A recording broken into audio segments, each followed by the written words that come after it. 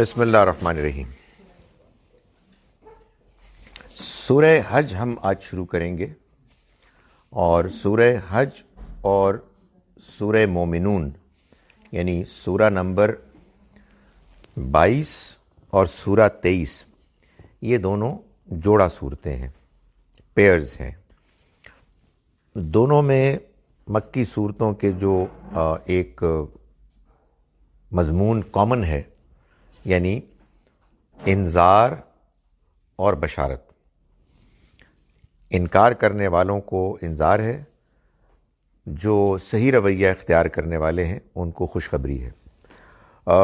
یہ میں آپ کو بتا چکا ہوں کہ جب کسی بھی گروپ میں آپ چلتے ہیں پہلی سورہ سے آگے کی طرف، مکی صورتوں میں مثال کے طور پر، گروپ کے اندر یہ معلوم ہوتا ہے کہ زمانی ترتیب ہے، یعنی پہلے ارلی زمانے سے اگلے زمانے کی طرف۔ چنانچہ یہ دونوں صورتیں معلوم ہوتی ہیں کہ مکی دور کا جو آخری مرحلہ ہے، ہجرت و برات، یہ اس زمانے کی ہے۔ اس میں جو نمایاں بات ہے وہ یہ ہے کہ سورہ حج میں ہم دیکھیں گے کہ اللہ تعالیٰ نے بالخصوص جو قریش کی ایک تکبر کی وجہ تھی، یعنی خانہ کعبہ اللہ کے گھر کی جس سے وابستہ عبادت حج ہے، اس کی دیکھ بھال، اس کی تولیت، جس کی بنا پر انہوں نے وہ رویہ اختیار کیا کہ جو تکبر کا رویہ تھا، اور وہ اس حد تک آگے بڑھ گیا کہ انہوں نے اللہ کی طرف سے آئے ہوئے پیغام کا انکار کر دیا۔ اسی میں ہم دیکھیں گے سورہ مبارکہ میں کہ اللہ تعالیٰ ان کی جگہ پر اللہ کے پیغمبر صلی اللہ علیہ وسلم کے ساتھیوں صحابہ کرام کو خوشخبری سنائیں گے کہ اب یہ جا رہے ہیں اور تم لوگ آ رہے ہو۔ اگلی سورہ سورہ مومنون تو شروع ہی ایسے ہوتی ہے کہ معلوم ہوتا ہے کہ کامیابی کا اعلان ہو گیا، یعنی اہل ایمان کے لیے قد افلح المومنون۔ سو کفار کی ناکامی آخرت ہی میں نہیں، اس دنیا میں، یعنی جو ان کو اقتدار حاصل تھا، اور ان کی ناکامی کے بعد اہل ایمان کی کامیابی، یہ ہے اصل میں جو ہم کو ان صورتوں میں نمایاں نظر آتی ہے چیز، اور یہ دونوں مل کر ایک جوڑا بنتی ہیں۔ سورہ حج اس لحاظ سے ان اکا دکا یونیک صورتوں میں سے ہے کہ جس میں سورہ اپنے زمانے کے لحاظ سے تو مکی ہے، لیکن اس میں چند مدنی آیات بھی ہیں۔ یہ بھی ہوا ہے، اور یہ بھی اس بات کی دلیل ہے کہ اصل میں قرآن مجید کی ترتیب توقیفی ہے، یعنی باقاعدہ بائی ڈیزائن ہے۔ اللہ نے نبی صلی اللہ علیہ وسلم کے ذریعے سے، بلکہ جبرائیل علیہ السلام کے ذریعے سے حضور کو یہ بتایا کہ وہ صورتوں کو اس طرح سے ترتیب دیں اور ان میں آیات کو فلاں فلاں جگہ پہ رکھیں۔ وہ ان آیات میں اصل میں یہ معلوم ہوتا ہے کہ اللہ تعالیٰ یہ بتا رہے ہیں کہ آخر یہ کیسے ہو سکتا ہے کہ اللہ کے بندے ہجرت نہ کریں، اور پھر اگر لڑنے کا وقت آ جائے تو کیوں نہ لڑیں جبکہ ان کو ستایا گیا تھا۔ سو وہ اس مضمون سے مطابقت رکھتی ہیں وہ آیات کہ جو اس سورہ مبارکہ میں چل رہا ہے۔ تو پہلے ہم آج آغاز کر رہے ہیں سورہ حج کا۔ اعوذ باللہ من الشیطان الرجیم، بسم اللہ الرحمن الرحیم۔ یا ایھا الناس اتقوا ربکم، اے لوگو اپنے رب سے ڈرو۔ یہ قرآن مجید میں بہت ہوا ہے کہ آپ دیکھیں گے کہ اگرچہ کہ بات ہو رہی ہے عموم کے پیرائے میں، جنرل، لیکن اس جنرل کے پیچھے پرٹیکولر ہے، مخصوص لوگ ہیں۔ اس کا فائدہ یہ ہوتا ہے کہ بات پہنچ بھی جاتی ہے، اور کسی کو ڈائریکٹلی ایڈریس کر کے بعض اوقات تو یہ ہوتا ہے کہ اس کو اوفینڈ کرنا مطلوب نہیں ہوتا، اور بعض اوقات اسی سٹائل میں یہ ہوتا ہے کہ ان کو ایڈریس کرنا مطلوب نہیں ہوتا، وہ اس قابل ہی نہیں ہے، تو ایک جنرل بات کر دی گئی۔ دوسرا فائدہ یہ ہوتا ہے کہ جنرل بات میں بعض اوقات یہ ہوتا ہے کہ اس کو اوفینڈ کرنا مطلوب نہیں ہوتا، اور بعض اوقات اسی سٹائل میں یہ ہوتا ہے کہ ان کو ایڈریس کرنا مطلوب نہیں ہوتا، تو ایک جنرل بات کر دی گئی۔ ایک جنرل پیغام سب کو پہنچ جاتا ہے. یعنی بات تو اصل میں شروع یہاں سے ہوئی کہ تم نہایت نالائق بیٹے ہو، لیکن اس کو نہیں کہا، بیٹوں کو کہا تاکہ وہ بات عام ہو جائے، سب کو پہنچ جائے. تو اس طرح کی بات ہے. یا ایھا الناس، اے لوگو، اتقوا ربکم، ڈرو تم اپنے رب سے. ان زلزلۃ الساعۃ شیء عظیم. قرآن نے اللہ کے ڈر کو جب بیان کیا ہے تو آپ یہ دیکھیں گے کہ ہر جگہ کوئی نہ کوئی پہلو ضرور بیان کیا ہے کہ جس کی وجہ سے اللہ تعالیٰ یہ فرما رہے ہیں کہ تم ڈرو. یہاں جو پہلو بیان کیا گیا ہے وہ قیامت کا زلزلہ ہے. قیامت کے زلزلے سے ڈرو، یعنی دنیا میں انسان کے نچنت ہونے، بے خوف ہونے کی وجہ یہ ہوتی ہے کہ آدمی یہ محسوس کرتا ہے کہ یہ زمین، یہ دنیا جس میں میں رہ رہا ہوں بڑی سالڈ ہے، ایک مستحکم ہے، اس میں نہیں کچھ ہو سکتا. آرام سے ہم چلتے پھرتے ہیں، ڈرائیو کرتے ہیں، سوتے ہیں، کھیلتے ہیں، واک کرتے ہیں، یہ سٹیبل ہے، اس میں کچھ نہیں ہوگا. یعنی یہ انسان کی ایک ہے بد نصیبی کہ وہ کچھ عرصے کی ایک زندگی معمول کی جب گزارتا ہے تو اس کے اوپر ایک دھوکہ، ایک غلط فہمی پیدا ہو جاتی ہے سٹیبلٹی کی، کہ یہ سب کچھ بہت سٹیبل ہے، سب ایسے ہی چلتا رہے گا. فرمایا نہیں،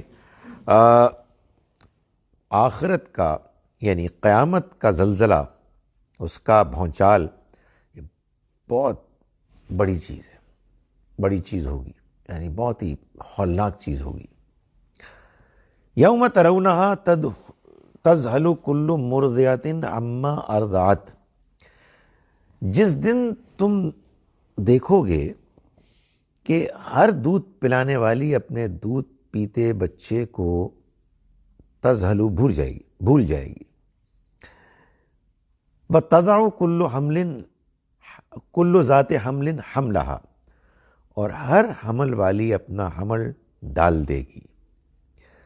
وتری الناس سکارا، اور تم لوگوں کو دیکھو گے کہ گویا کہ وہ کچھ نشے میں ہیں، مدہوش ہیں. وما ہم بسکارا، حالانکہ وہ نشے میں نہیں ہوں گے. ولکن عذاب اللہ شدید، بلکہ اللہ کا عذاب ہی کچھ ایسا سخت ہوگا جس سے ان کے اوپر یہ کیفیت طاری ہو جائے گی.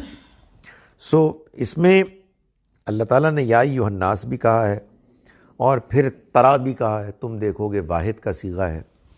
یہ اصل میں جب اسلوب اختیار کیا جاتا ہے کہ کبھی پلورل کبھی سنگولر، تو اس سے مراد یہ ہوتی ہے کہ پورے گروپ کو بھی ایڈریس کیا جا رہا ہے اور گروپ کے ایک ایک فرد کو بھی.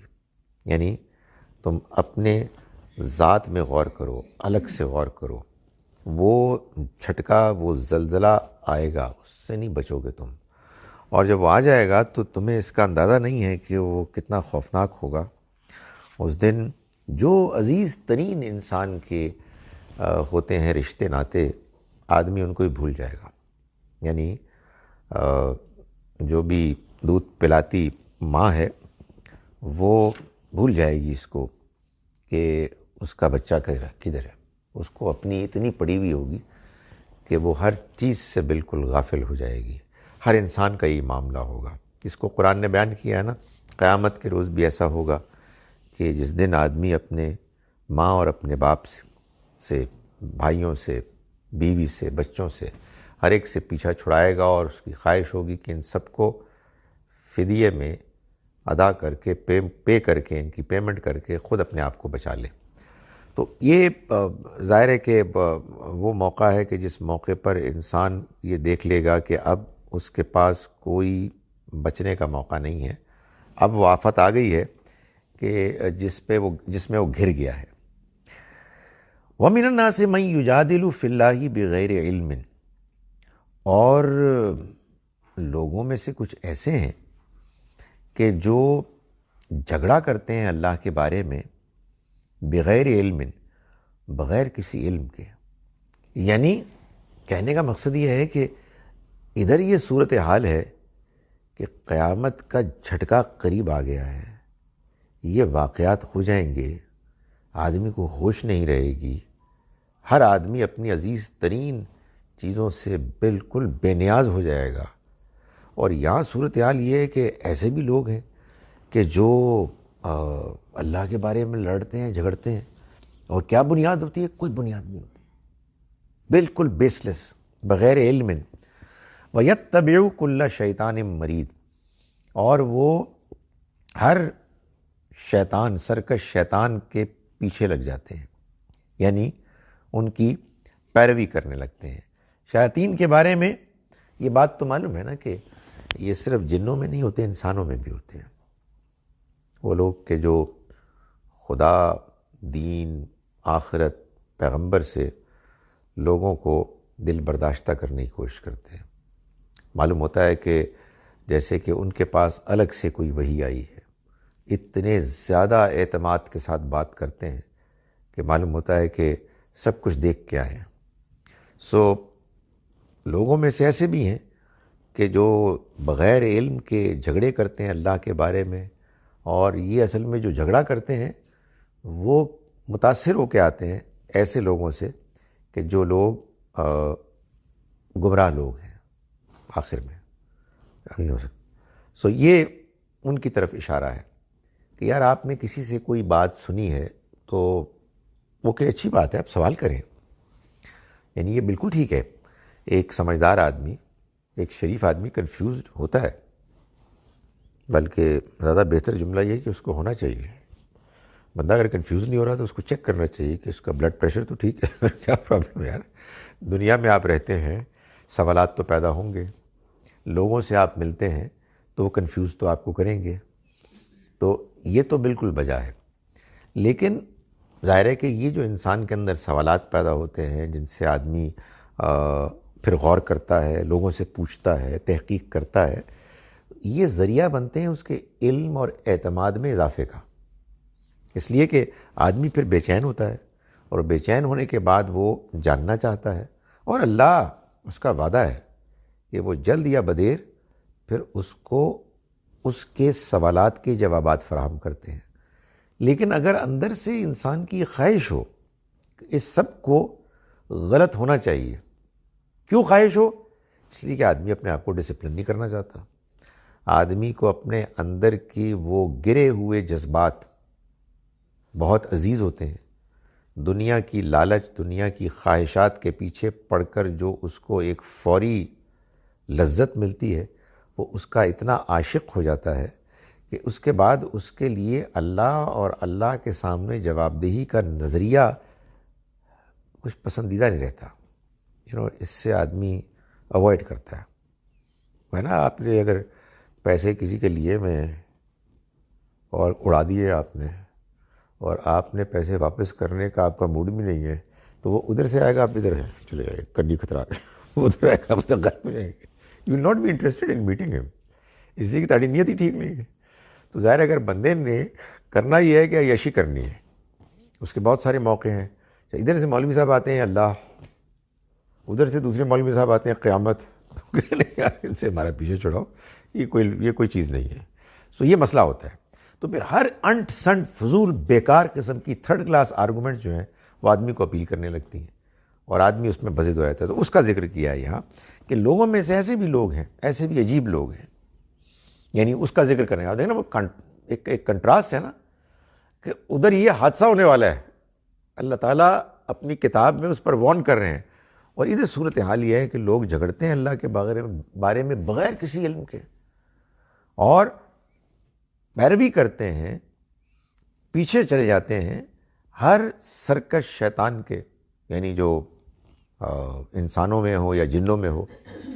کتب علیہ، جس کے بارے میں یہ لکھ دیا گیا ہے، انہ من تولاہ، کہ جو اس کو دوست بنائے گا، فانہ یضلہ، تو وہ اس کو گمراہ کرے گا، ویہدیہ الی عذاب السعیر، اور وہ اس کی رہنمائی کرے گا جہنم کے عذاب کی طرف۔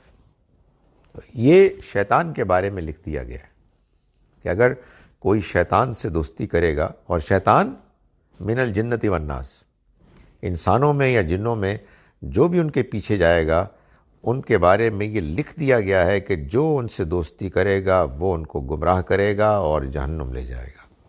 یعنی اس سے یہ معلوم ہوتا ہے کہ انسان کے اندر کوئی حس ہے کہ جو اس کو بتاتی ہے کہ میں اس وقت شیطان کے پیچھے جا رہا ہوں۔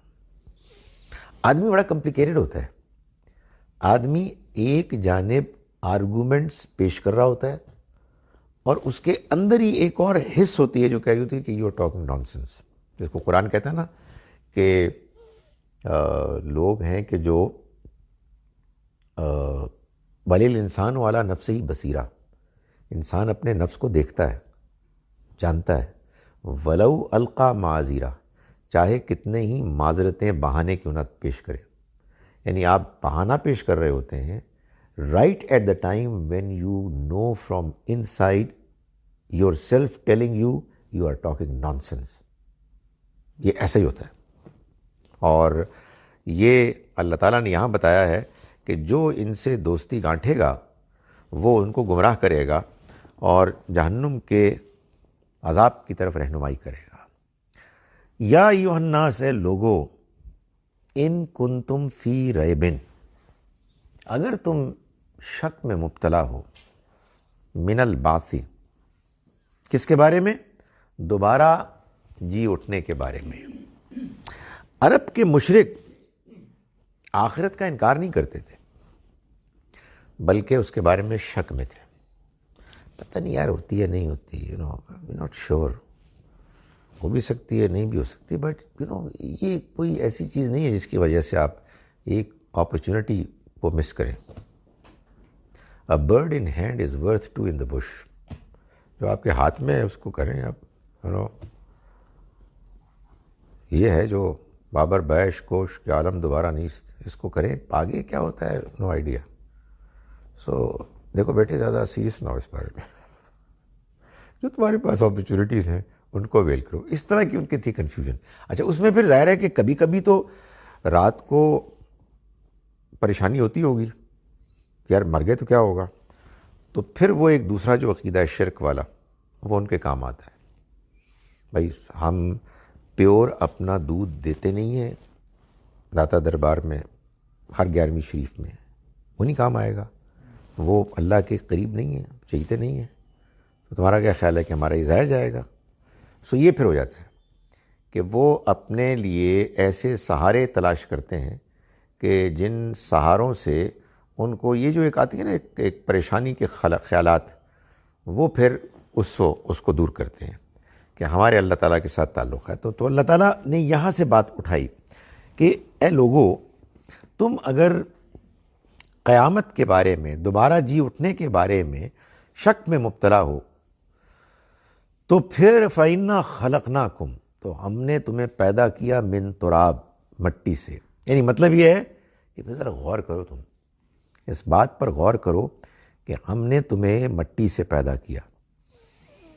یہ ظاہر قرآن نے بیان کیا ہے کئی جگہوں پر کہ انسان جس طرح سے اب پیدا ہوتا ہے، اس سے پچھلا انسان یعنی انسان نما مخلوق، جن کے ایوالو ہونے کے بعد وہ وقت بھی آیا کہ جب انسان نے وہ ظاہری شکل اختیار کر لی کہ جس شکل کے بعد اللہ نے پھر ایک جوڑے کا انتخاب کیا اور ان میں اپنی روح پھونکی۔ تو یہ تو ہوا بڑے عرصے بعد۔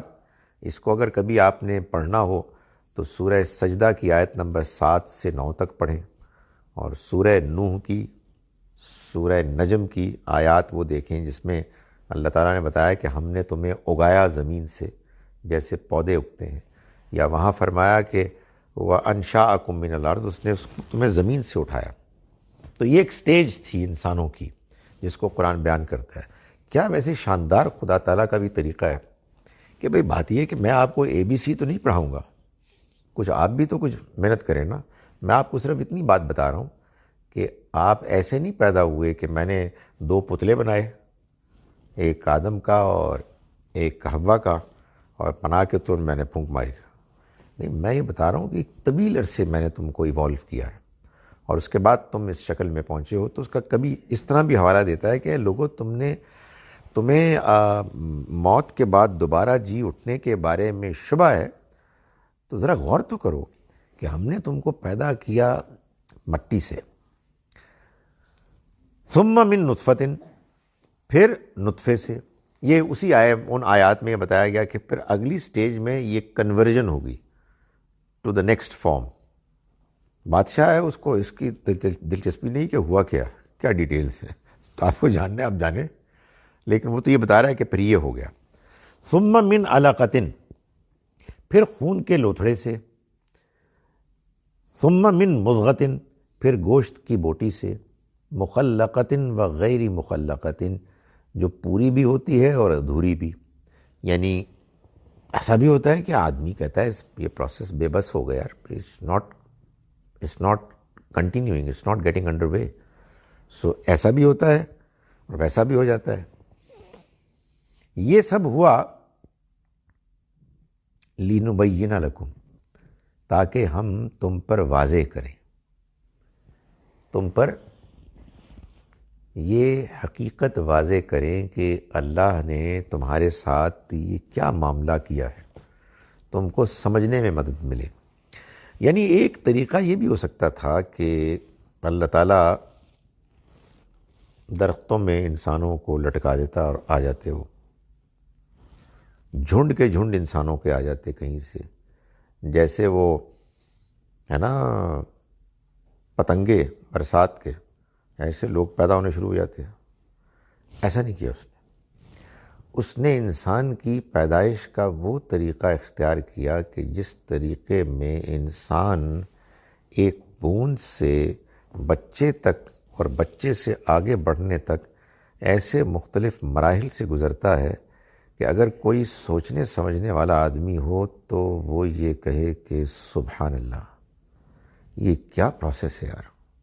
اچھا یہ عجیب بات ہے کہ ہمیں اپنا پروسیس تو یاد نہیں، لیکن اللہ اکبر اپنے بچے ہوتے ہیں اور پھر یار بچوں کے بچے ہوتے ہیں. بندہ کہتا ہے یار یہ کیا did we also go through the same process. یہ کمال نہیں ہے، ان مراحل سے میں گزر کے تو یہاں تک میں پہنچا یار.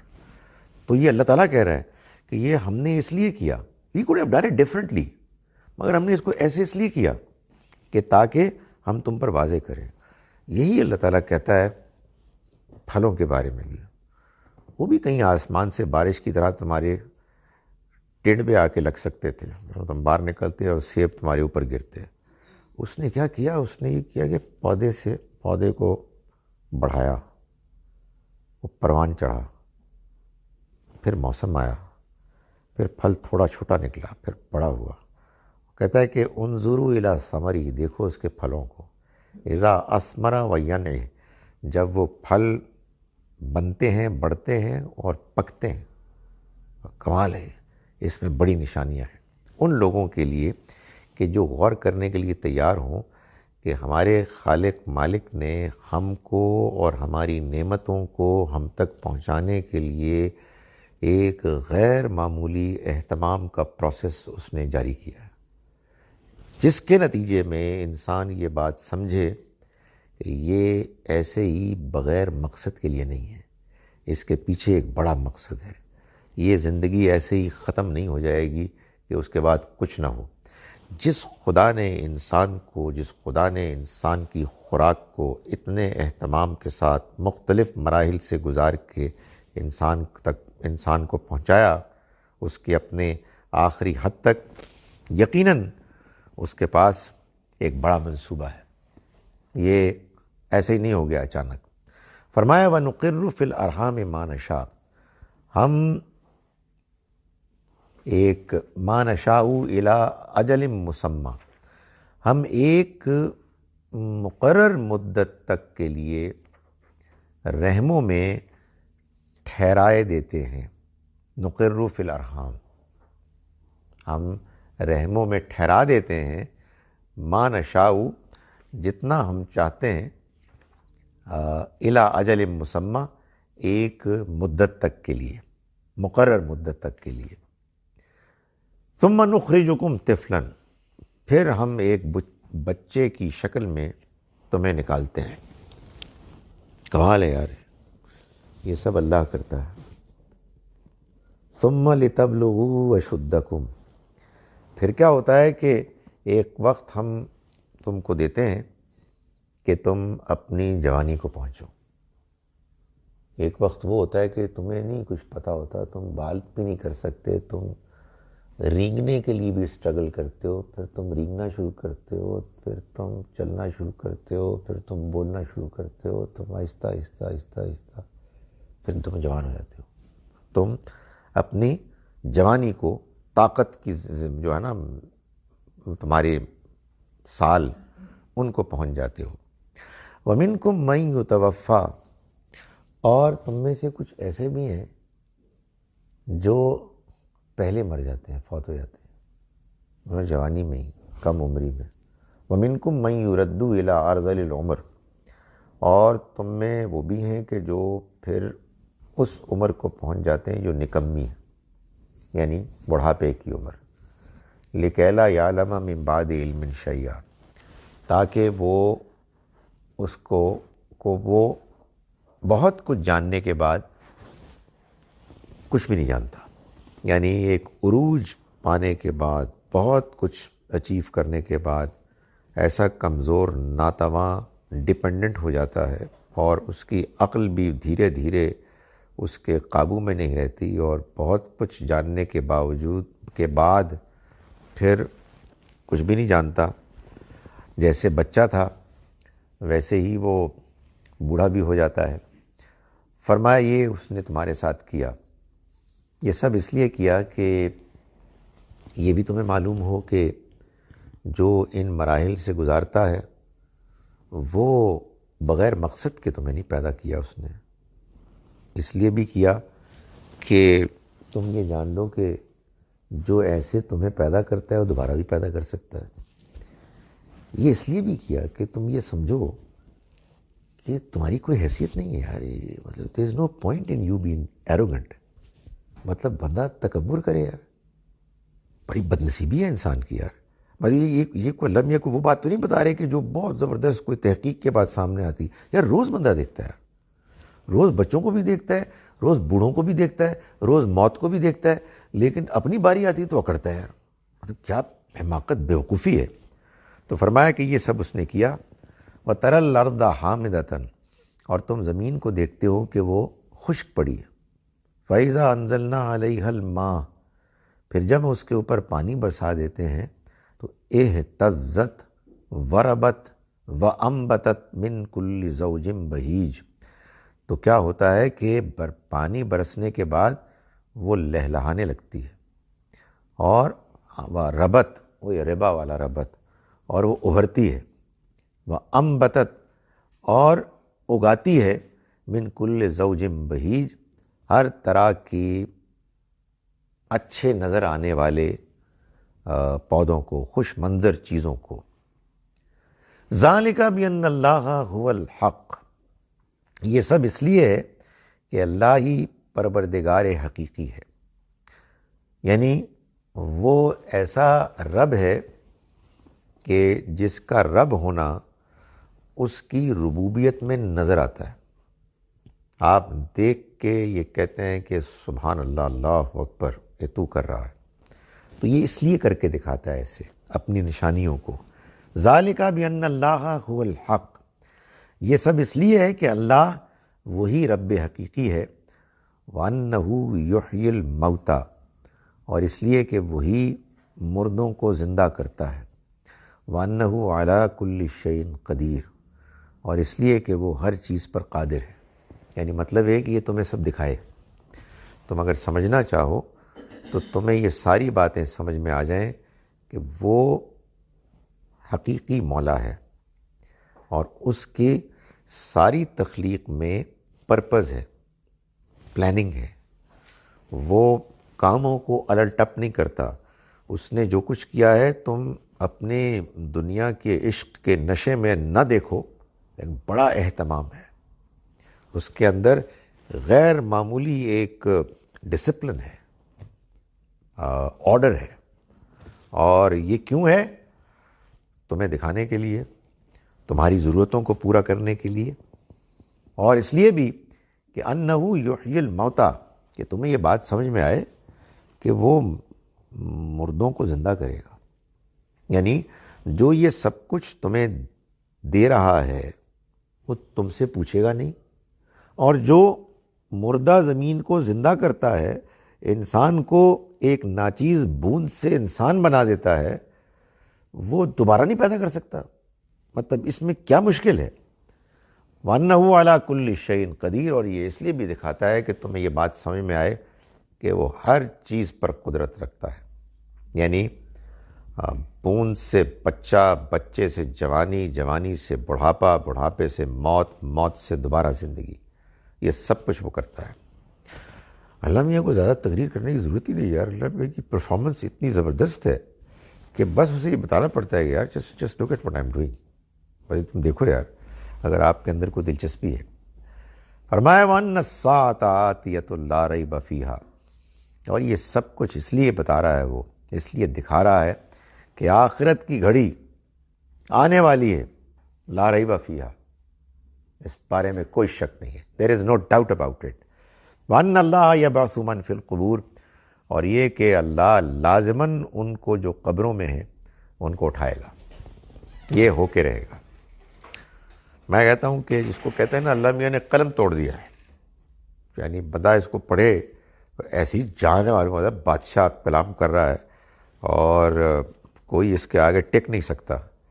اس لیے کہ یہی اللہ میاں کی پرفارمنس ہے. You know that's what he is doing. اور ہم انسانوں کے ساتھ وہ یہی کر رہا ہے. صرف یہ ہے کہ عبرت والی، سیکھنے والی آنکھ ہونی چاہیے، آدمی کے اندر سمجھداری ہونی چاہیے، اور یہ جو خواہشات ہیں ذرا ان سے کبھی کبھی چھٹی لے لینی چاہیے. اچھی بات ہے، سب چیزیں بڑی مزیدار ہیں، کھانے پینے کی ہیں، every thing is very pretty, very attractive. کبھی کبھی بندہ ذرا نکلے باہر اور غور کرے کہ یار یہ تو حقیقتیں ہیں، ان کے بارے میں کوئی تردد انسان کے اندر پیدا ہونے کی وجہ نہیں ہے. وَمِنَ النَّاسِ مَن يُجَادِلُ فِي اللَّهِ، اور لوگوں میں سے کچھ ایسے ہیں کہ جو اللہ کے بارے میں جھگڑے کرتے ہیں. یجادل فی اللہ، یعنی وہی بات کہ یہ سب دیکھتے ہیں، یہ سارا نظارہ جو اللہ تعالیٰ دکھا رہا ہے یہ سب دیکھتے ہیں، اس کا تجربہ کرتے ہیں. یار خود پیدا ہوئے ہیں، بچے پیدا ہوتے ہیں، کھانے کھاتے ہیں، سبزیاں دیکھتے ہیں، پھل دیکھتے ہیں، ان سے فائدے اٹھاتے ہیں.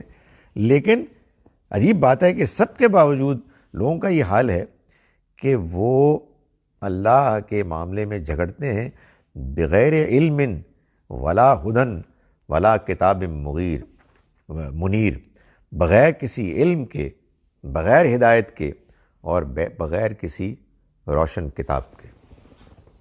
سب دیکھنے کے باوجود، یہ سارا کچھ دیکھنے کے باوجود اس کے بعد کیا کرتے ہیں؟ وہ لڑتے ہیں اللہ کے بارے میں. کمال ہے یار. ایک صاحب نے مجھے کہا کہ یار یہ جو ہے نا سب کچھ جو ہے یہ لوگوں کو ڈرانے کے لیے، ڈسپلن کرنے کے لیے. تو میں نے ان کو پھر وہ کلپ بھیجی اپنی کہ بھائی یہ ڈسپلن کرنے کے لیے تو جملہ تو آپ نے بول دیا، آپ کی بڑی مہربانی ہے، ہمیں تو پتہ ہی نہیں لگا، آپ نے بتا دیا ہم کو. مگر گزارش یہ ہے کہ پھر دنیا کے سوالات کے کیا جوابات ہیں؟ ہماری شخصیت، ہماری زندگی، ہماری ضروریات پوری ہو رہی ہیں، موت آنے والی ہے. ہمارے جواب کو تو آپ نے کہہ دیا ڈرانے کے لیے، مان لیا آپ کی بات. ان تو اسی دسو، آپ بتائیں نا کہ سوالات تو باقی ہیں، آپ کو جواب دے دیں. تو ان کا مجھے جواب یہ آیا کہ اس خدا کو، اس کانسیپٹ کو کیسے مانا جا سکتا ہے کہ جو انکمپلیٹ انکنونسنگ ہے. یعنی اگر سب چیزوں کو خدا نے بنایا ہے تو خدا کو کس نے بنایا ہے؟ میں نے دل میں سوچا کہ کر لو غلطی بہ جاؤ تھلے. میں تو بڑا سوچ رہا تھا کوئی بات کوئی بڑی گہری آئے گی. بھائی صاحب گزارش یہ ہے کہ ہر بنائی ہوئی چیز کا کوئی بنانے والا ہونا چاہیے. ہر بنی ہوئی چیز کا کوئی بنانے والا ہونا چاہیے.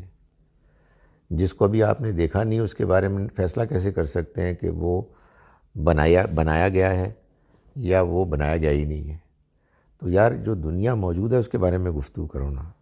لیکن کچھ نہیں ہو سکتا یار. میرا مطلب ہے کہ honestly it's very disappointing کہ لوگوں نے اس طرح کے رویے اختیار کیے ہوئے ہیں. لیکن اگین اس میں دیر از اے ورڈ آف کوشن. ہم لوگ مذہبی لوگ جو ہیں ہم بھی گرفتار ہوتے ہیں اپنے تکبر میں. یعنی مجھے نہیں پتا کہ اس طرح کے لوگوں کا کیا اللہ تعالیٰ کے ہاں بنے گا. لیکن بہرحال وہ اسٹرگل کر کے ہاتھ پیر تو یہ ماریں گے نا عدالت میں خدا کی کہ یہ لوگ تھے جن کو تو نے اپنی ہدایت دی ہوئی تھی. ہم سیدھا کام کرتے تھے وہ بددیانتی کرتے تھے.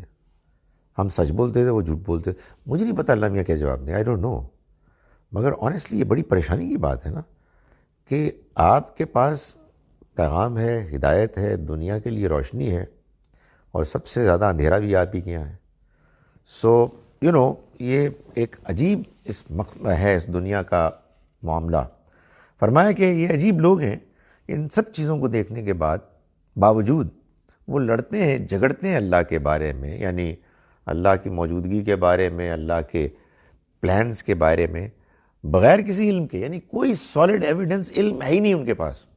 ولا ہدن, نہ کوئی ہدایت ہے کہ کوئی اللہ کی طرف سے کوئی ہدایت آئی ہے, کوئی ان کو بات سمجھ میں آئی ہے. ولا کتاب منیر, نہ کوئی روشن کتاب ہے جس کی بیسس پہ وہ کوئی بات کرتے ہیں. کیا کرتے ہیں؟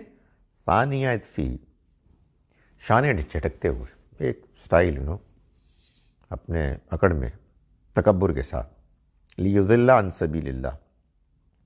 اور وہ یہ سب کچھ کرتے ہیں تاکہ اللہ کے راستے سے بھٹکائیں.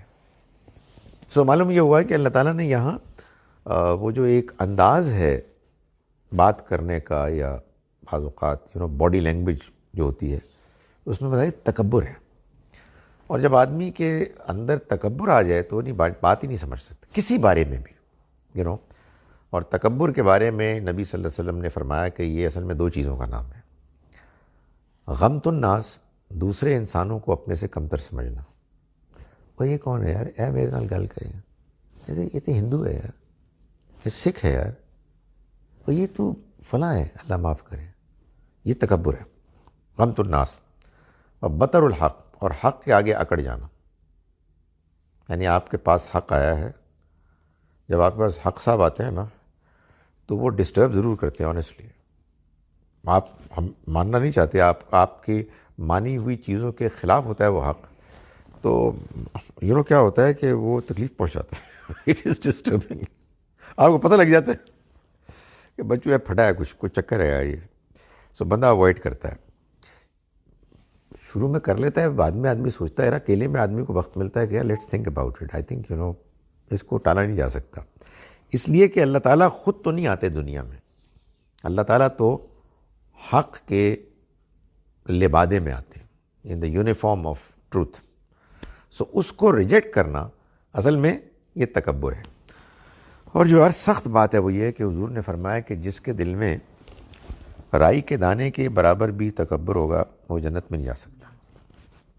Very very disturbing, very disturbing. اس کا مطلب یہ ہے کہ دوسرے انسانوں کا بھی کمتر نہ. میں اسی کہتا ہوں یار خدا کے واسطے جو سیکورٹی گارڈز ہیں نا, جو سویپرز ہیں یار, ان کو سلام کیا کرو یار, ان سے باتیں کیا کرو یار. کیا حال ہے تیرا یار, پپو ٹھیک ہے, سیٹ ہے, کی کر رہا ہے آج کل, ان کو گپ شپ مارے یار. آنیسٹلی دس از ہم لوگوں کا کافی خوفناک معاشرہ ہے. بہت زیادہ انسانوں کے درمیان تفریق ہے, بہت سیگریگیٹڈ ہے. مائی گڈنس, اکڑ ہوتی ہے ہمارے اندر یار ہم. سو یہ یہاں یہی بتایا جا رہا ہے. اور ظاہر ہے آپ دیکھیں بات یہ ہے کہ ہمارے پاس تو یہ قرآن ہے نا, رسول اللہ صلی اللہ علیہ وسلم نے اس کو پیش کیا, ہمارے لیے سب سے بڑے انسان وہ تھے. ادھر وہ ان کے مقابلے میں سٹیٹس میں کم تھے, وہ کرتے تھے, لفٹ ہی نہیں کراتے تھے. سو اپنے شانوں کو جھٹکتے ہوئے یہ کرتے تاکہ لوگوں کو اللہ کے راستے سے بھٹکائیں۔ لہو فی الدنیا خزی، اس کے لیے دنیا میں رسوائی ہوگی، ونذیقہ یوم القیامت عذاب الحریق، اور ہم چکھائیں گے اس کو قیامت کے روز جلتی ہوئی آگ کا مزہ، ہم جلتی ہوئی آگ کی سزا اس کو دیں گے۔ خزیون دنیا میں یہ ان لوگوں کی بات ہو رہی ہے نا جن کے پاس اللہ کے رسول نے اللہ کا پیغام پیش کیا، تو ان کا یہ انجام لازمی تھا۔ یہ اللہ کا فیصلہ ہے کہ اللہ کے رسول جب کسی بستی میں آ جائیں گے قوم کے پاس اور وہ ان کا انکار کر دیں گے، تو پھر اس کے بعد ان کو آخرت کی سزا سے پہلے دنیا کی سزا ملے گی۔ تو یہ ان کے بارے میں کہا جا رہا ہے کہ ان کے لیے دنیا میں ذلت اور رسوائی ہے، اور ہم چکھائیں گے ان کو قیامت کے دن آگ کے عذاب کا نتیجہ۔ ذالک بما قدمت یداک، اور ان سے کہا جائے گا کہ یہ وہ ہے جو تمہارے ہاتھوں نے آگے بھیجا، یعنی یہ جس انجام سے تم دوچار ہو، یہ وہ انجام ہے کہ جو تم نے خود اپنے ہاتھوں سے آگے بھیجا۔ وَأَنَّ اللَّهَ لَيْسَ بِظَلَّامٍ لِّلْعَبِيدِ، اور یہ جان لو کہ اللہ اپنے بندوں پر ذرا بھی ظلم کرنے والا نہیں، وہ آخری حد تک انصاف کرے گا، کسی کے ساتھ کوئی ظلم نہیں کرے گا۔ اور دنیا میں اتنے موقع دیتا ہے، اتنی اپرچونٹیز دیتا ہے کہ آدمی اگر بالکل ہی دیوانہ نہیں ہو گیا ہو تکبر میں، خواہشات کے پیچھے، تو معلوم ہوتا ہے کہ اللہ میاں چھوڑتا نہیں ہے۔ کبھی ادھر سے دائیں سے، کبھی بائیں سے آپ کو موقع ملتے ہیں، اپرچونٹیز ملتی ہیں، مشکلات آتی ہیں، کامیابیاں آتی ہیں، کوئی بندہ آ کے آپ کو بات بتا دیتا ہے، کوئی چیز آپ کو پڑھنے کو مل جاتی ہے، کوئی واقعہ حادثہ ہو جاتا ہے۔ سو خدا کی جانب سے تو انسان کے لیے ہدایت کے مختلف امکانات بار بار ابھرتے ہیں، پیدا ہوتے ہیں، اور انسان اگر ان سب کو ٹھکرانے کے بعد بضد ہو جائے کہ میں نے نہیں سننا، ماننا، دلچسپی لینی، تو پھر وہ ڈیزرو کرنے لگتا ہے۔ ایسا نہیں ہے کہ خدا تعالیٰ نے کسی کو بھی زبردستی پکڑا اور زبردستی گمراہ کیا، نہیں، اللہ تعالیٰ ذرہ برابر بھی کسی پر ظلم نہیں کرتا۔ یہ جو ہے نا، اور اللہ لیسا بظلام للعبید، اس کا مطلب یہ ہے، اگر اس کا میں اس کا لٹرل ترجمہ کروں تو اس کا مطلب ہے کہ اللہ اپنے بندوں کے بارے میں بہت بڑا ظالم نہیں ہے۔ تو بعض کیا کہوں میں، بعض دلچسپ لوگوں نے اور نیک لوگوں نے اس کا یہ ترجمہ کیا کہ یہ بہت بڑا ظالم نہیں ہے، چھوٹے موٹے کر لیتا ہے۔ نہیں، یہ مطلب نہیں ہے۔ یہ عربی کا اسلوب ہے کہ مبالغے میں نفی، اصل میں نفی میں مبالغہ، ایگزیجریشن میں جو نفی ہوئی ہے وہ نفی میں ایگزیجریشن ہے، یہ اسلوب ہے۔ تو میں اپنے بندوں کے ساتھ بہت بڑا ظالم نہیں ہوں، یعنی میں اپنے بندوں کے ساتھ ذرہ برابر بھی ظلم کرنے والا نہیں ہوں۔ یہ اب یہ ہے نا، یہ ایک زبان کے اسلوب ہوتے ہیں نا۔ تو آپ کہیں جی کہ وہ کہہ رہے تھے کہ وہ باغ ہو گیا، تو آئیں چلیں پھر باغ میں چلتے ہیں، تو یہ آپ کی بیوقوفی ہے نا یار۔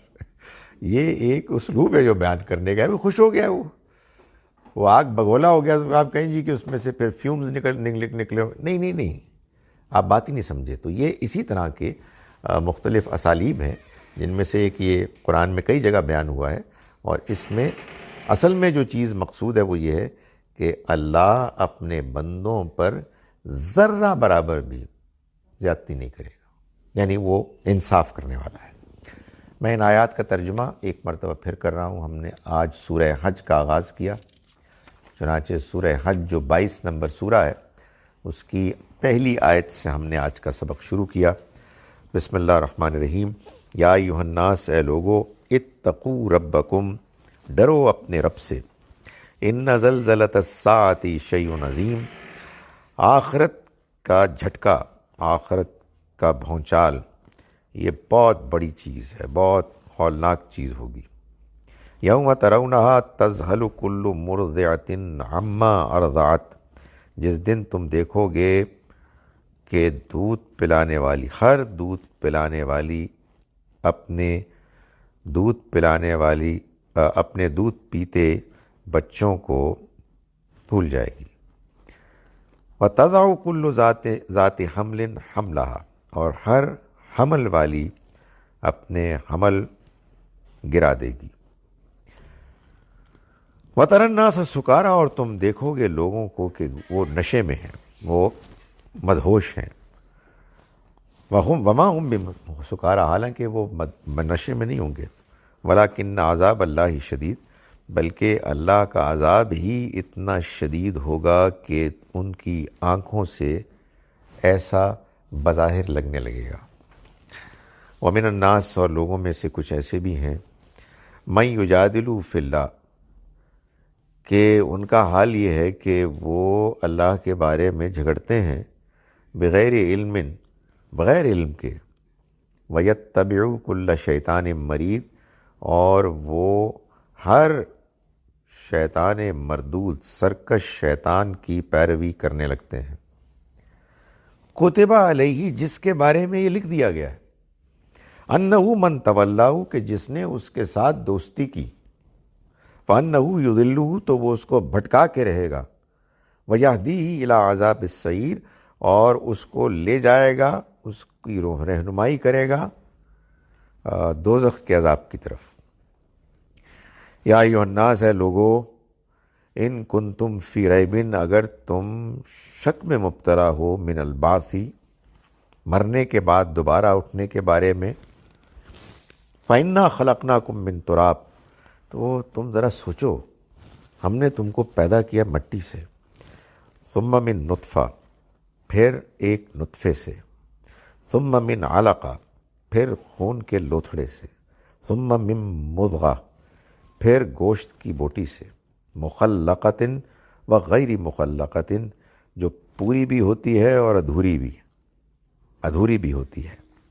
لنبین لکم، یہ اس لیے کیا ہم نے کہ ہم واضح کریں، یعنی تم پر حقائق کو واضح کریں جو تمہارے لیے سمجھنے ضروری ہیں، یعنی یہ سب ہم نے اس لیے کیا۔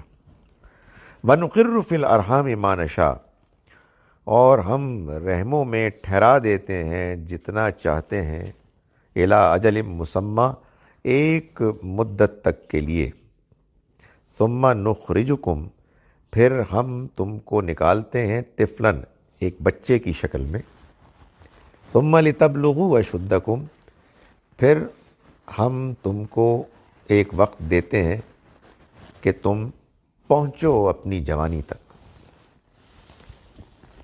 وَمِنْكُمْ مَن يُتَوَفَّى، اور تم میں سے وہ بھی ہیں کہ جو وفات پا جاتے ہیں اس سے پہلے ہی۔ وَمِنْكُمْ مَن يُرَدُّ إِلَىٰ أَرْذَلِ الْعُمُرِ، اور تم میں سے وہ بھی ہیں کہ جو نکمی عمر کو پہنچ جاتے ہیں، لوٹا دیے جاتے ہیں، لِكَيْ لَا يَعْلَمَ مِن بَعْدِ عِلْمٍ شَيْئًا، کہ وہ نہیں جانتا بہت کچھ جاننے کے بعد، یعنی جاننے کے بعد نہ جاننے والا ہو جاتا ہے۔ یہ زندگی کا وہ سفر ہے کہ جو ہم گزار رہے ہیں، اور پیچھے دیکھنے کا موقع تو ملتا ہے نا، اور آدمی سوچتا رہتا ہے یار کہاں سے گزر کے یہاں پہنچے۔ یہ خدا کا دیا ہوا سفر ہے، اور جب اس طرح کے نوجوانوں کو دیکھتے ہیں کہتے ہیں ہم بھی ایسے تھے ایک زمانے میں، اور زیادہ چھوٹوں کو دیکھتے ہیں کہتے ہیں ہم اس طرح کے تھے۔ Honestly that's what you keep thinking of. وَتَرَى الْأَرْضَ حَامِدَةً، اور تم زمین کو دیکھتے ہو کہ وہ خشک پڑی ہے، فَإِذَا أَنزَلْنَا عَلَيْهَا الْمَاءَ اهْتَزَّتْ وَرَبَتْ وَأَنبَتَتْ مِن كُلِّ زَوْجٍ بَهِيجٍ، خاص اللہ میاں کا اس میں کمال ہے۔ پھر ہم نازل کرتے ہیں اس کے اوپر پانی تو وہ لہلہاتی ہے، لہلہانے لگتی ہے، وربت، اور نمایاں ہوتی ہے، ابھرتی ہے، وانبتت، اور اگاتی ہے، من کل زوج بہیج، ہر طرح کی اٹریکٹیو، اچھی نظر آنے والی چیزیں، یعنی یہ پودے، یہ فصلیں، یہ پھل آپ دیکھیں، خدا کی قسم کیا خوبصورت نظارہ ہوتا ہے. کبھی اس نگاہ سے دیکھیں کہ ہمارے رب نے ہم کو کھلانا پلانا تھا، مگر اس کو اس تک پہنچانے سے پہلے کیا بات ہے یار، کیا رنگ ہوتے ہیں، کیا خوشبوئیں ہوتی ہیں، کیا نظارے ہوتے ہیں. یہ اس نے یہ سب کچھ کیا. آیا ڈرائیو کر کے چلے جاتے ہیں، آیا ہوا ٹھیک ہے یار، اچھے ادھر وہ ہے گندم ہے، یہ کچھ اور ہے، یہ والا درخت بیٹے بتاؤ کون سا ہے. اس طرح کے 2-4 جملے ٹکا کے چلے جاتے ہیں. یار خدا کے واسطے یار، ہمارے رب نے ہمارے ساتھ سب کچھ کیا ہے اور کیے چلے جا رہا ہے. تو فرمایا کہ ذالکا، یہ کیوں اس لیے کرتا ہوں میں کہ ان اللہ، اس لیے کرتا ہے اللہ کہ اللہ هو الحق، وہ تمہیں دکھائے کہ وہ رب حقیقی ہے. وَأَنَّهُ يُحْيِي الْمَوْتَى، اور اس لیے بھی وہ یہ کرتا ہے کہ تمہیں بتائے کہ وہ مردوں کو زندہ کرے گا. وَأَنَّهُ عَلَى كُلِّ شَيْءٍ قَدِيرٌ، اور وہ اس لیے بھی کرتا ہے کہ تمہیں اس بات پر بالکل واضح کر دے تمہارے اوپر کہ وہ ہر چیز پر قدرت رکھنے والا ہے. وَأَنَّ السَّاعَةَ آتِيَةٌ، اور اس بات کو بھی باور کرائے کہ آخرت کی گھڑی وہ آ کے رہے گی. لا ریب فیہا، اس کے آنے میں کوئی شک نہیں ہے. وَأَنَّ اللَّهَ يَبْعَثُ مَن فِي الْقُبُورِ، اور یہ کہ اللہ دوبارہ اٹھائے گا ان کو کہ جو قبروں میں ہیں. وَمِنَ النَّاسِ مَن يُجَادِلُ فِي اللَّهِ، یہ پھر آ گیا وہ دیکھا نا، پیچھے تھا، پیچھے بھی یہی تھا. یہ اسلوب اصل میں کیا ہے یار، یہ سب کچھ ایک طرف، اور ایسے بیوقوف لوگ بھی موجود ہیں، لوگوں میں ایسے بیوقوف آدمی لوگ بھی ہیں، سب کچھ ہم بتا رہے ہیں اور ادھر اس طرح کے لوگ موجود ہیں. اور لوگوں میں سے ایسے ہی بیوقوف لوگ ہیں، من یجادل فی اللہ، جو اللہ کے بارے میں جھگڑا کر رہے ہیں، بغیر علم، بغیر کسی علم کے، ولا ہدن، اور بغیر کسی ہدایت کے، ولا کتاب منیر، اور بغیر کسی روشن کتاب کے. ثانیۃ فی، اپنے شانے جھٹکتے ہوئے تکبر کے ساتھ. لیضل عن سبیل اللہ، جس کا نتیجہ یہ نکلے کہ لوگوں کو کہ وہ اللہ کے راستے سے گمراہ کریں. لہو فی الدنیا خزی، اس کے لیے دنیا کی زندگی میں رسوائی، ذلت ہے. ونذیقہ، اور ہم اس کو چکھائیں گے یوم القیامت، قیامت کے دن، عذاب الحریق، جہنم کے آگ کا نتیجہ کا مزہ. ذالک بما قدمت یداک، یہ اس سے کہا جائے گا کہ یہ جو تم دیکھ رہے ہو نا، جو چکھ رہے ہو اب، یہ تمہارے اپنے ہاتھوں نے آگے بھیجا. وَأَنَّ اللَّهَ لَيْسَ بِظَلَّامٍ لِلْعَبِيدِ، اور یہ بات اچھی طرح جان لو کہ اللہ اپنے بندوں کے بارے میں ذرہ برابر بھی ظلم کرنے والا نہیں ہے. اقول قولی ھذا واستغفر اللہ لي. میں یہ حجت ہوتا ہے دلیل، ایسی ایویڈنس کہ جو پھر ان کسی کے لیے بھی وہ بن جاتی ہے ناقابل ریجیکشن، ناقابل تبدیل. آپ حجت کی بات کر رہے ہیں، وہ حجتیں، اچھا ڈیپینڈ کرتا ہے کہ کانٹیکسٹ کیا ہے.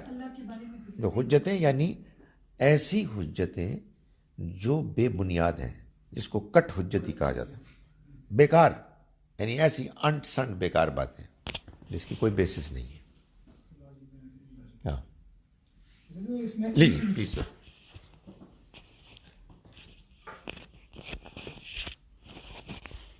شروع کی آیات جو ہیں صرف پہلی دوسری، اس میں قیامت کے زلزلے کا جو ذکر ہے، اور اس کے بعد پھر وہ جو الفاظ آئے ہیں کہ یہ اللہ تعالیٰ کا عذاب ہی انتہائی شدید ہوگا، جس کی وجہ سے لگ رہا ہوگا کہ نقشے میں ہے مگر نہیں ہوں گے نشے میں. تو یہ کیا یعنی سب لوگوں پہ ہوگی یہ سچویشن، یا اللہ تعالیٰ نے جس طرح وہاں پہ غالباً پچھلی صورت کے آخری اس میں بتایا گیا تھا نا کہ آہٹ بھی نہ سنیں گے اس کی، جہنم کی، تو یہاں یہ لفظ عذاب جو ہے تو یہ تو ایک طرح کے فیصلے کو ظاہر کر رہے ہیں نا کہ اللہ تعالیٰ کا غضب، اور اس پہ تو ظاہر ہے اللہ تو مغضوب لوگوں پہ ہی اپنا غضب شو کر رہے ہوں گے نا. تو یہ کہ یہ ذرا تھوڑا سا کنفیوزنگ ہو رہا ہے سینیریو، اس کی وضاحت کیجیے. نہیں، یہ آپ نے اچھا کیا کہ یہ پوچھ لیا، کیونکہ کیا ہوتا ہے کہ وہ بعض اوقات بعض زوردار بیان جو ہوتے ہیں اس میں آدمی اتنا متاثر ہوتا ہے کہ خیال بھی نہیں آتا ہے کہ کوئی اور وضاحت کرے. وہ بات تو ظاہر عذاب کی ہو رہی ہے، اور ظاہر ان لوگوں کے لیے ہو رہی ہے کہ جو لوگ اللہ کے پیغام کو کوئی اہمیت نہیں دیتے اور انہوں نے زندگی ایسے گزاری کہ اس سے غفلت میں گزاری بلکہ اس کی مخالفت میں گزاری. یہ ان کے بارے میں ہے. باقی تو ہم نے پڑھا پچھلی سورہ میں کہ اللہ تعالیٰ اپنے پسندیدہ بندوں کو تو اس کی تمام تکلیفوں سے پریشانیوں سے دور رکھیں گے، اس کی آہٹ بھی نہیں سنیں گے. ہاں حسیسہ کا لفظ آیا. تو یہ انہی کے بارے میں ہے. لیکن وہ ظاہر ہے کہ وہ جب آدمی اس بیان کو سنتا ہے تو یہ محسوس کرتا ہے کہ نہیں، یہ اس وقت اس طرح کی وضاحتوں کی ضرورت نہیں ہے. یہ تو ابھی اس کو ہی اسی پر غور کرو کہ یہ کیا ہونے والا ہے. مگر یو رائٹ، یہ بالکل یہ وضاحت کسی سٹیج پہ تو آنی چاہیے. I have heard that if one has done sincere tawbah and then led a pious life, dies during a journey of Umrah or Hajj journey, he or she will go to Jannah. Is this true or false? Please clarify. بھائی اس کو false کہہ کے میں نے مرنا ہے. اب یہ بالکل صحیح بات ہے، مگر یہ جان لیں کہ دیکھیں اصل میں عمرہ ہو، حج ہو، لیلۃ القدر ہو، یا کوئی بھی اس طرح کا موقع ہو، تو بڑا جنازہ ہو، یہ سب مشروط ہیں اس بات کے ساتھ کہ انسان اللہ کے حضور میں توبہ استغفار کرے. اور توبہ استغفار کا مطلب ہے کہ توبۃ نصوحہ، یعنی صدق دل سے آدمی اللہ سے معافی مانگے. جو جب انسان مانگتا ہے تو اللہ کی طرف سے اس کو ایک احساس ضرور ہوتا ہے کہ میں نے کچھ اپنے آپ کو دھویا ہے. سو سفر بڑی امپورٹنٹ چیز ہے، لیکن اس کی امپورٹنس کیا ہے؟ اس کی امپورٹنس اس سفر کے نتیجے میں آپ کو ملنے والا موقع، نہ کہ وہ سفر از خود. سمجھ رہے ہیں بات؟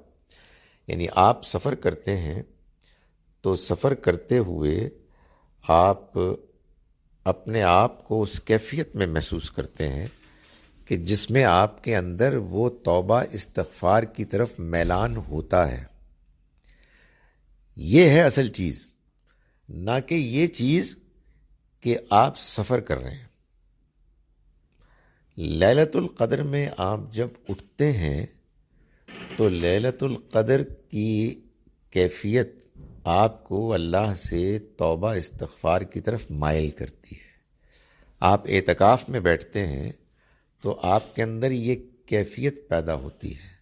یہ مطلب نہیں ہے کہ آپ اعتکاف میں بیٹھ گئے اور بس آپ نے بہترین قسم کی آپ کو افطاریاں اور سحریاں آئیں اور ایک ٹکٹ میں 3 مزے. 3 میں کہہ رہا ہوں، ایک افطاری کا اور ایک سحری کا، اور ایک آپ کو معافی مل گئی، سوشلائزنگ اور ہے. تو یہ مطلب نہیں ہے. آپ میری بات سمجھیں کہ اصل چیز توبہ ہے. اچھا، آپ کہیں کہ یہ آپ اتنے زیادہ کیوں اسمارٹ بن رہے ہیں اور کانفیڈنٹ اسٹیٹمنٹ دے رہے ہیں؟ بندہ ناچیز یہ سمجھتا ہے کہ قرآن بالکل کنسسٹنٹ ہے. قرآن مجید یہ کہتا ہے کہ معافی تو ملتی توبہ سے، تو پھر معافی توبہ سے بھی ملتی ہے اور معافی عمرے سے بھی ملتی ہے. تو یہ کوئی بات سمجھ میں نہیں آئی. سمجھ آئے نا کہ کنسسٹنسی کیا ہوتی ہے؟ معافی عمرے سے ملتی ہے، معافی توبہ سے ملتی ہے، معافی حج سے ملتی ہے، معافی لیلۃ القدر سے ملتی ہے. تو پھر بندہ کنفیوز ہی رہے گا. نہیں، معافی توبہ سے ملتی ہے. حج میں توبہ کا موقع ملتا ہے، عمرے میں توبہ کا موقع ملتا ہے، لیلۃ القدر میں توبہ کا موقع ملتا ہے. یہ ہے مطلب.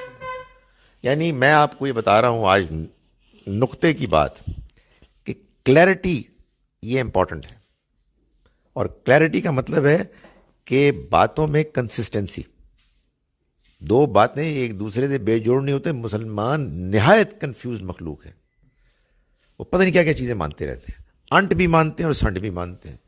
تو اس کے بعد یہ ہوتا ہے کہ بندہ رشوت بھی کھا رہا ہے, چوری بھی کر رہا ہے, جھوٹ بھی بول رہا ہے, لوگوں کو ذلیل بھی کر رہا ہے, لیکن انشاءاللہ سیدھا جائے گا پہلی فلائٹ سے جنت.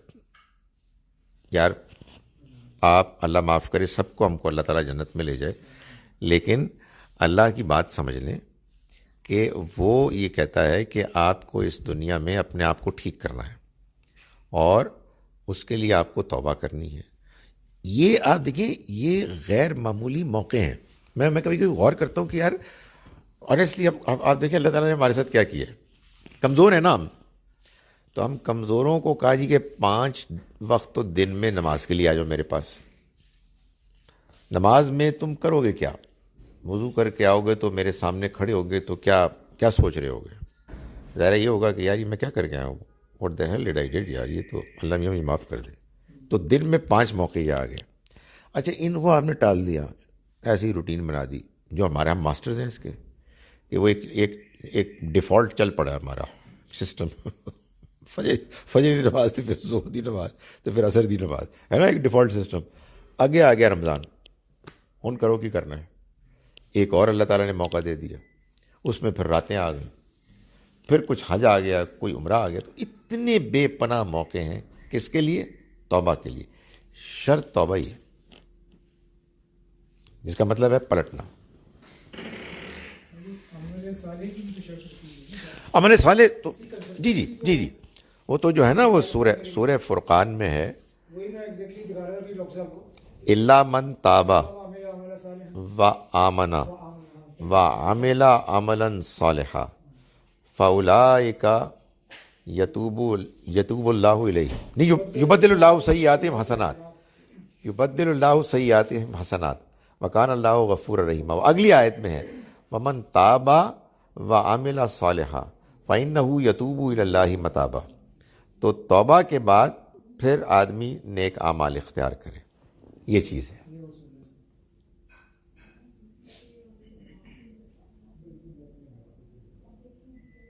I would like to love Allah but hold Allah in awe.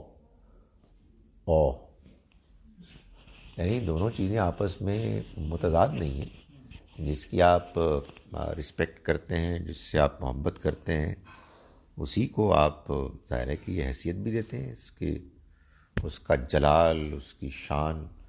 تو دونوں چیزیں ایسا نہیں ہے کہ کنٹرڈکشن میں ہیں, سائملٹینیسلی پاسبل ہیں. As I see the miracles around me daily, but I fear him. If you love Allah, then you should not fear him. نہیں, یہ میرا خیال ہے غلط بات ہے. ایک لو وہ ہوتا ہے جس میں آدمی جس سے لو کر رہا ہوتا ہے اس کو بیوقوف سمجھتا ہے کہ جو مرضی کر لو, اس کی ناک پکڑو, سانس بند کر لو, اس کے سر پہ ناچنے لگو, وہ لو کرتا رہے گا. نہیں, ایسا یہ بیوقوفی کی بات ہے.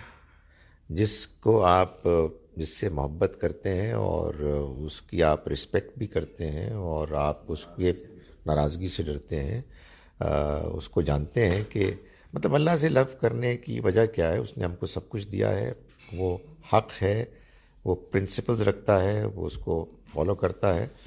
تو پھر آپ ظاہر ہے کہ لو کریں گے اس کے مطابق. تو خدا تعالیٰ کو حیثیت دیں تو آپ کو اللہ کے لو اور اس کے احترام اور اس کے ناراضی کے خوف میں کوئی تضاد نظر نہیں آئے گا, کوئی کنٹرڈکشن. بالکل ایسا ہی ہوتا ہے. ہاں ایسا ہی ہے, ناراضی ڈرنا. یعنی یہ تو یعنی جو ڈر جو ہے, ہاں ڈر جو ہے یہ اصل میں محبت ہی کا ایک نتیجہ ہے کہ یار مجھے کھو نہ دوں, اس کے ساتھ جو میرا تعلق ہے اور جو میرے بارے میں اس کو حسن ظن ہے وہ ختم نہ ہو جائے. یہ آنیسٹلی ہوتا ہے کہ آدمی پریشان ہوتا ہے کہ یار میں I did some thing wrong and وہ اب مجھ سے ناراض ہوگا. یہ ڈر ہے, یہ تو بڑا ڈر ہے جو ہے نا وہ جہنم وغیرہ, تو اس کا نتیجہ ہے وہ تو پھر آگے نتائج ہے نا. اصل میں تو آپ اللہ سے ڈر رہے ہیں کہ یار مجھ سے ناراض نہ ہو جائے, اور یہ پریشانی ہوتی ہے یار میں کیا فضول گھٹیا حرکت کی ہے میں نے یار, او مائی گڈنس, لمی I am sorry, I don't want to annoy you, یہ ہوتا ہے. سر ہر نماز میں خشوع کیسے قائم رکھیں؟ اکثر نماز بہت اچھی پڑھی جاتی ہے, سجدے میں آنکھوں سے آنسو ٹپک پڑتے ہیں, لگتا ہے کہ بہترین نماز پڑھی جا رہی ہے, مگر کبھی ایسی نماز ہوتی ہے کہ پتہ ہی نہیں چلتا اور نماز ختم ہو جاتی ہے. انسان کیا کرے؟ ہر نماز ایسی ہی ہو کہ دل کی گہرائیوں سے ہر لفظ نکلے. نہیں, نماز دونوں ہی طرح کی ہوگی. اچھی نماز زیادہ ہو اس کی کوشش کریں. ساری نمازیں اگر ایک طرح کی ہونی شروع ہو جائیں تو آپ سمجھ لیں کہ آپ کا آخری وقت آ گیا ہے. انا للہ و انا الیہ راجعون. سو پلیز کچھ نمازیں ویسی بھی رکھیں. میں یہ نہیں کہہ رہا جان بوجھ کے آپ کریں, لیکن بہرحال یہ ہوگا. اس لیے کہ وہ جو نمازیں آپ انجوائے کرتے ہیں نا, وہ اصل میں ان نمازوں کی وجہ سے بھی آپ کو ریئلائزیشن ہوتی ہے اور پھر آپ اور متوجہ ہوتے ہیں. سو یہ دونوں طرح کی ہوں گی. میں آپ کو سنا چکا ہوں وہ واقعہ جو حدیث میں آیا ہے حضرت حنظلہ کا, کہ انہوں نے گھر میں محسوس کیا اپنے بیوی بچوں کے ساتھ کہ جی میں تو بالکل ہی غافل ہو گیا. جو نماز میں حضور کے پیچھے مسجد نبوی میں کیفیت ہوتی تھی وہ یہاں تو بالکل ہی, میں معلوم ہوتا ہے نہ دنیا نہ آخرت نہ اللہ, کسی کی بھی خبر نہیں مجھے.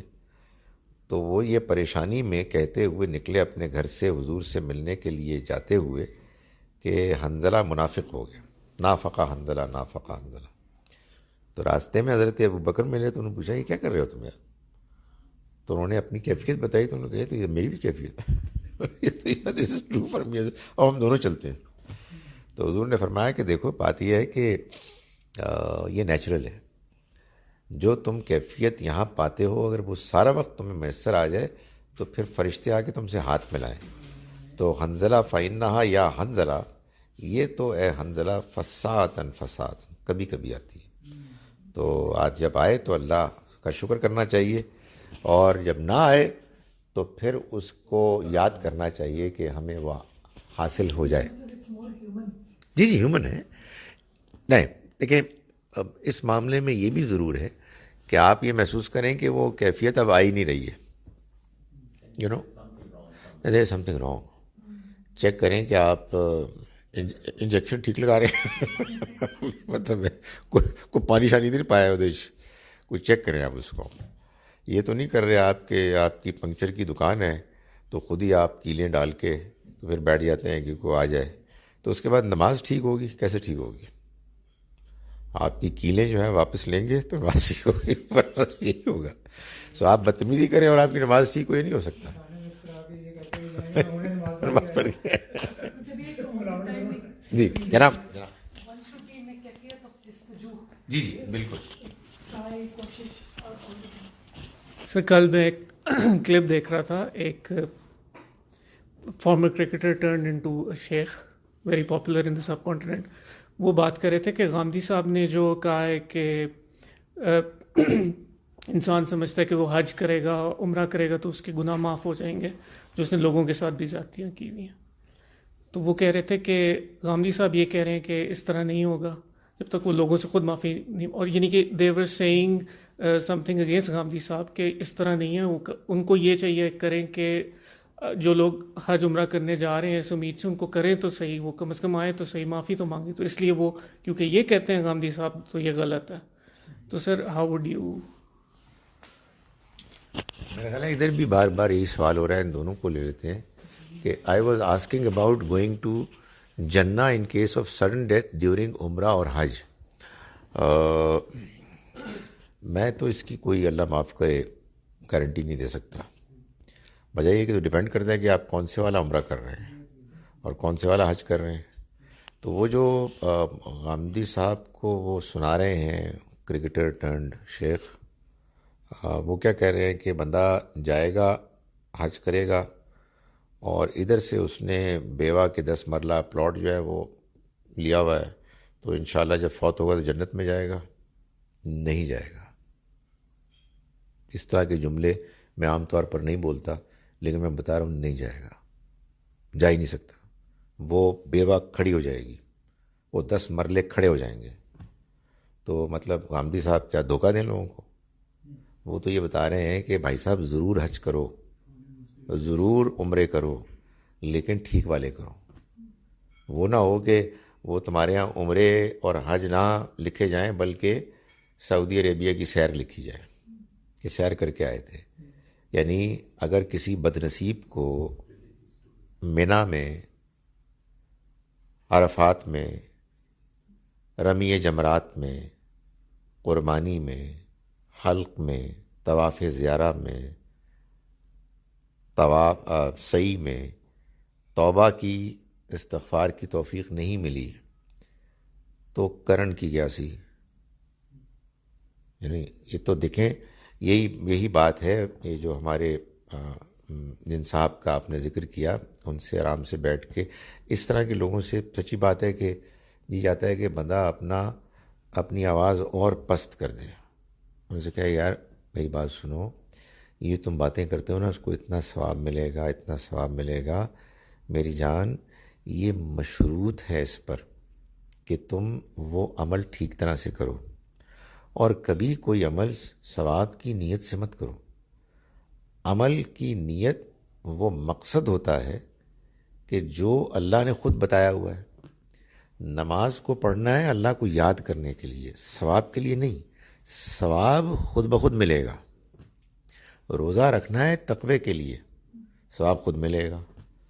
حج کرتے ہیں آپ اللہ سے روحانی ملاقات کے لیے، اس کی دعوت پر آپ اس کے اور اپنے دشمن شیطان کے خلاف علامتی جہاد کرنے کے لیے.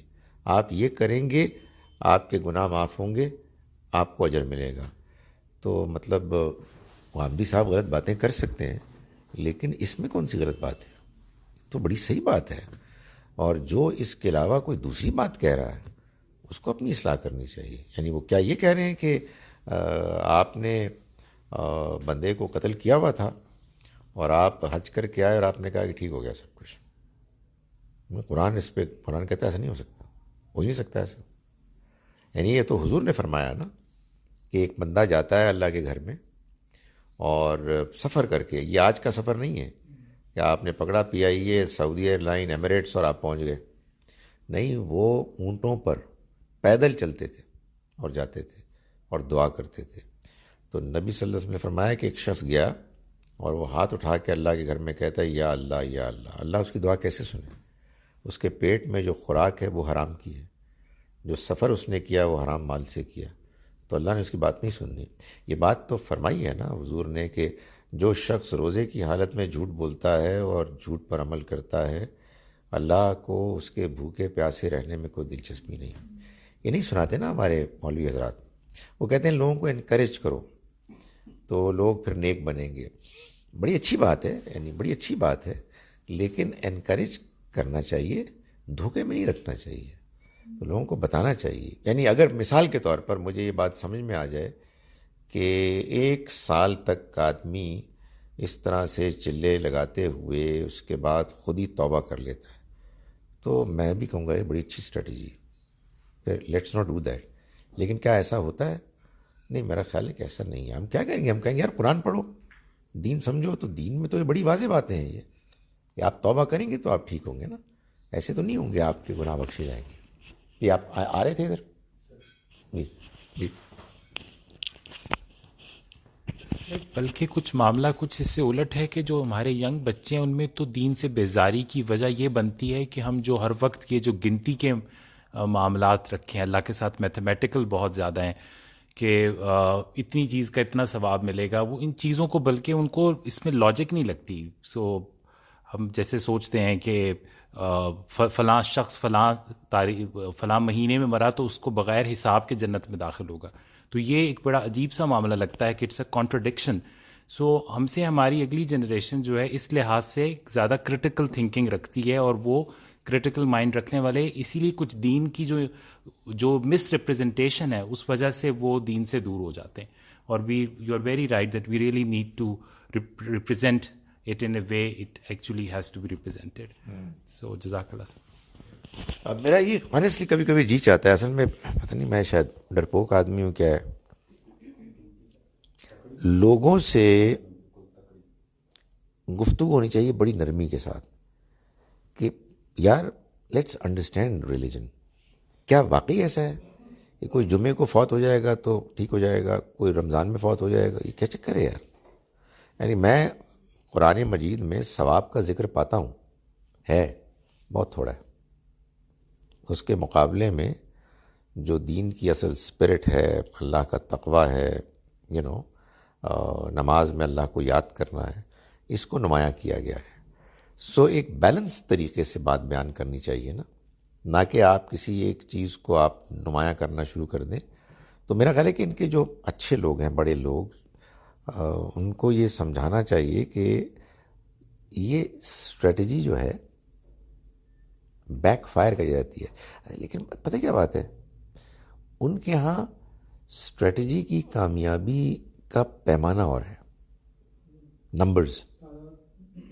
اور نمبرز میں آپ یہ دیکھیں کہ ایک بہت بڑی ہمارے یہ دوست بھائی غلطی کرتے ہیں, مطلب سچی بات ہے کہ وہ شاید ناراض ہو جائیں, لیکن ان کو یہ بتانے کی ضرورت ہے کہ یہ جملہ بولتے ہیں نا کہ دین نبی صلی اللہ علیہ وسلم کے طریقوں کا نام ہے, یہ جملہ غلط ہے.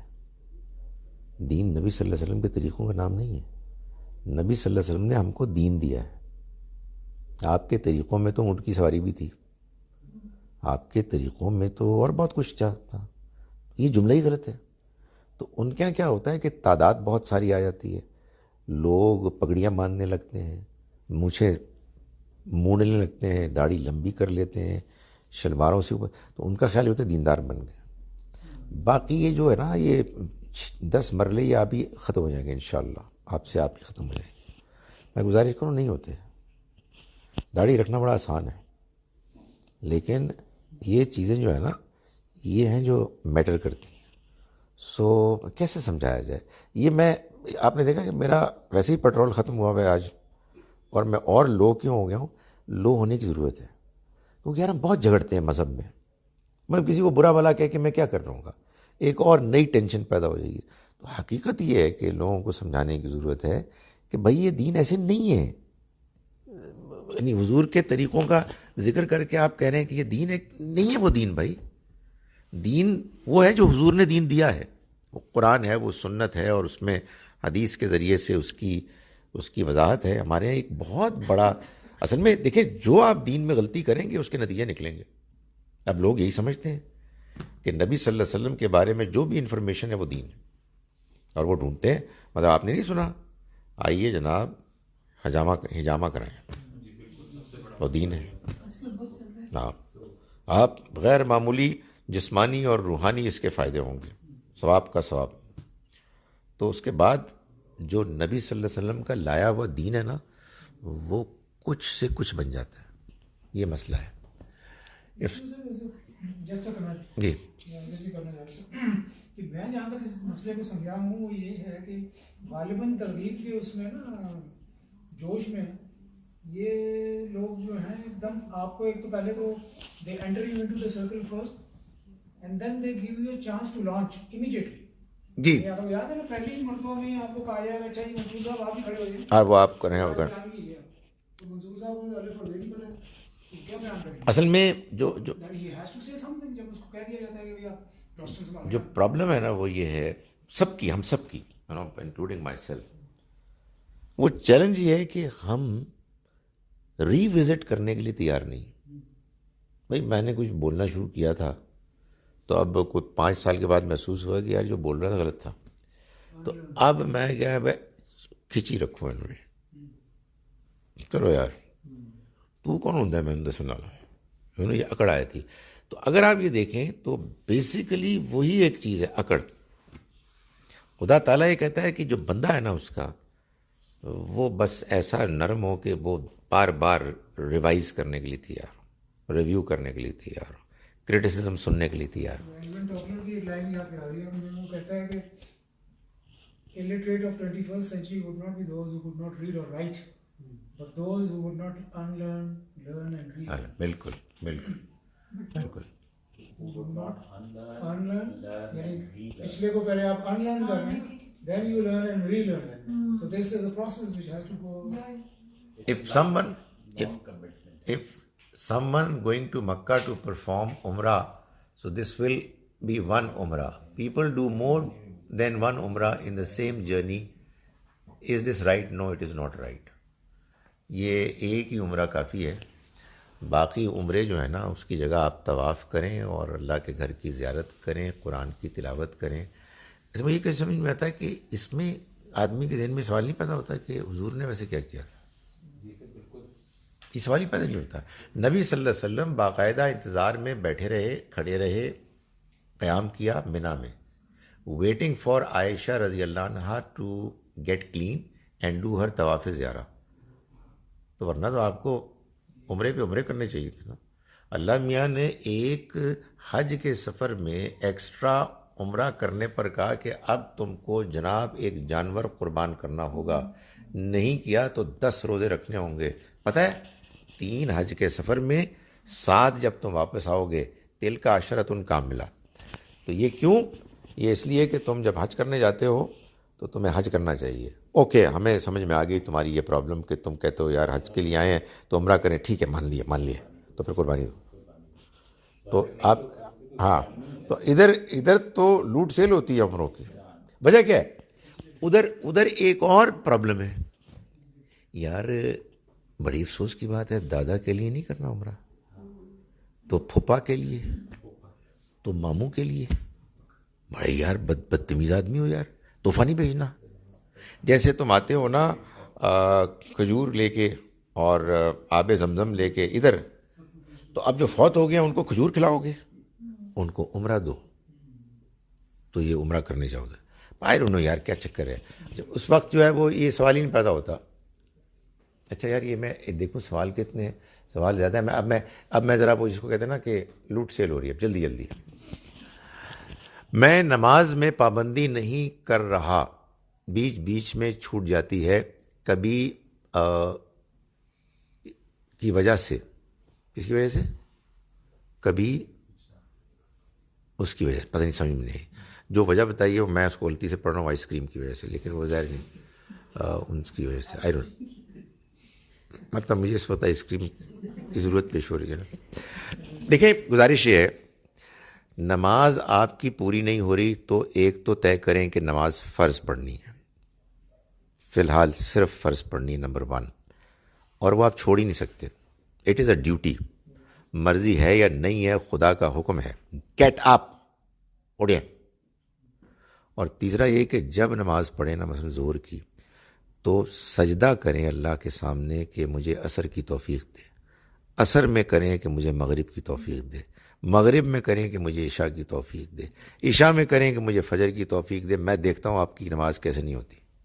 آپ کریں نا دعا please. When you get in tough situation, what should you do? Should ask Allah to make it easy for you, or should you just be patient? Maybe that could be our test.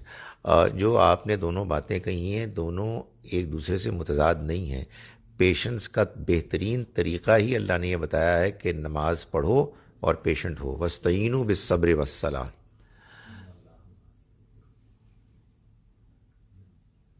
I am inshallah planning to do a correct umrah. I have not usurped anybody's plot.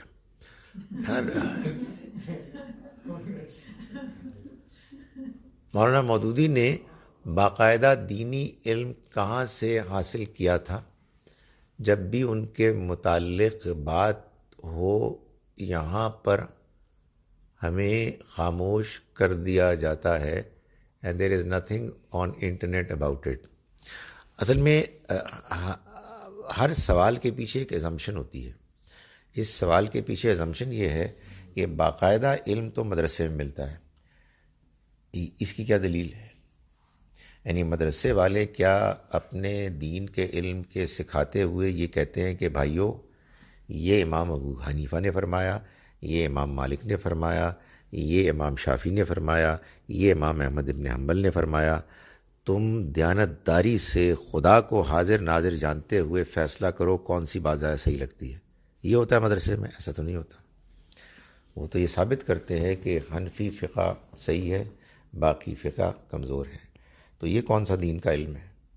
میں سارے علم کو criticise نہیں کر رہا, لیکن گزارش یہ ہے کہ یہ ایزمپشن کہاں سے آئی کہ اگر مولانا مودودی نے دیوبند میں یا بریلی میں جا کے نہیں پڑھا تو وہ عالم نہیں ہو سکتے. میں آخری بات کر رہا ہوں.